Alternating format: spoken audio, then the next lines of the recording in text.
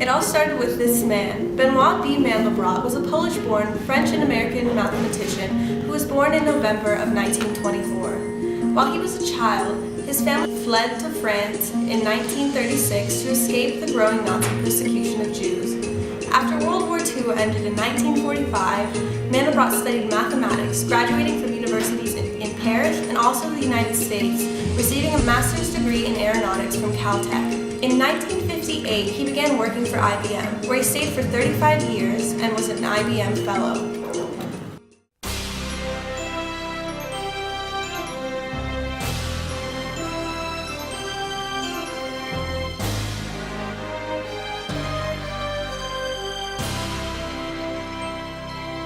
Fractals are one of the ongoing mysteries of mathematics. It took many people and many years to finally realize their significance. In 1883, a man named George Cantor published the Cantor sets. The Cantor sets are a line that is split into three and then 1/3 is removed, and this repeats infinitely. This was one of the first concrete examples of a fractal. The next big development in the math of fractals was the creation of the Koch curve. In 1904, Helge von Koch took a different approach to the development established by his predecessors and hand-drew some of the images of their famous functions. One of these functions resulted in the Koch curve, a snowflake-like fractal. Imitating this technique of hand-drawing functions, a man named Wacław Sierpiński created the Sierpiński triangle in 1915, what is now one of the most famous fractals to exist. In 1918, perhaps the most valuable contribution was made to the future of studying fractals.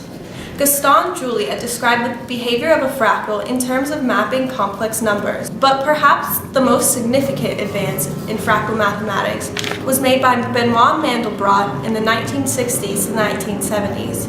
He made this enormous leap with the aid of the new technology of the time, computers. Because of his access to IBM's computers, Mandelbrot was one of the first to use computer graphics for the purpose of displaying mathematical concepts. Mandelbrot was able to combine the different functions of his predecessors and use the power of computers to plot hundreds of thousands of points to create the most famous fractal image of all time, the Mandelbrot set. If you explore the details on the edge, you can literally find countless examples of self-similar patterns within the Mandelbrot set. But interestingly, unlike other fractals which show the same kind of detail everywhere at all scales, the Mandelbrot set is not perfectly self-similar. The styles of the objects from different parts of the fractal are dramatically different. Furthermore, the patterns can actually gain the complexity and beauty the deeper you explore.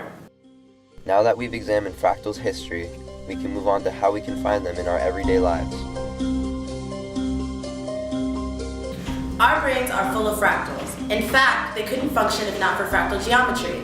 The human brain comprises approximately 100 billion neurons. Amazingly, there are about 100 trillion synapses or connections among these brain cells. That's an average of 1,000 connections for any given cell.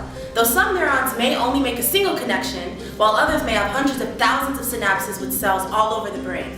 It is the fractal branching pattern of the neurons, axons, and dendrites that allow them to communicate with so many other cells. If neurons were shaped like cubes and neatly packed into the brain, one neuron could only make up to 6 connections with other cells.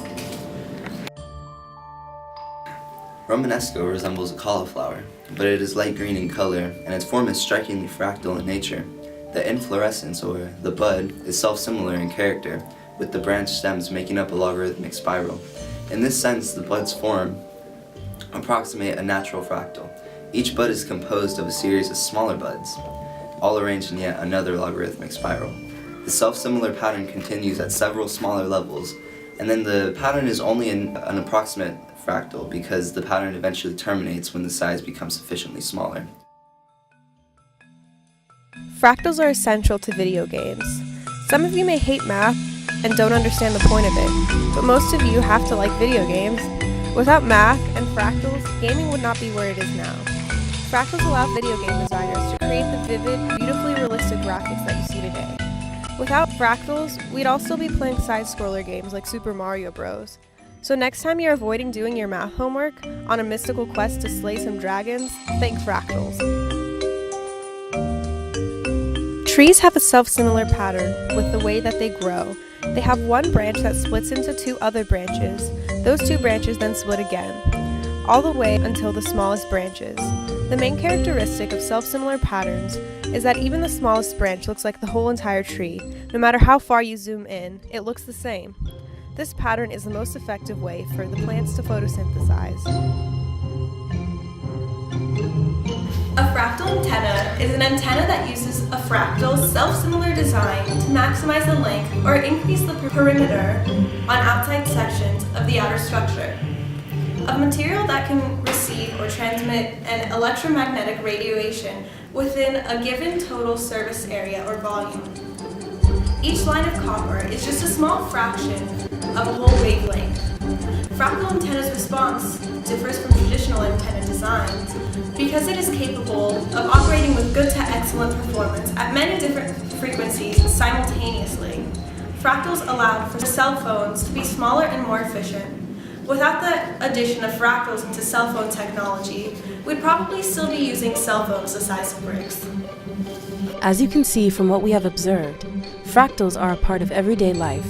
They are in our foods, nature, our bodies, and even the technology that we use every day. The list is endless. We come across fractals every day even though we may not notice them, from cell phones and video games to satellites and architecture. Fractals are essential to us, and we still haven't uncovered everything about them. What more will they bring us? We can only wait to see.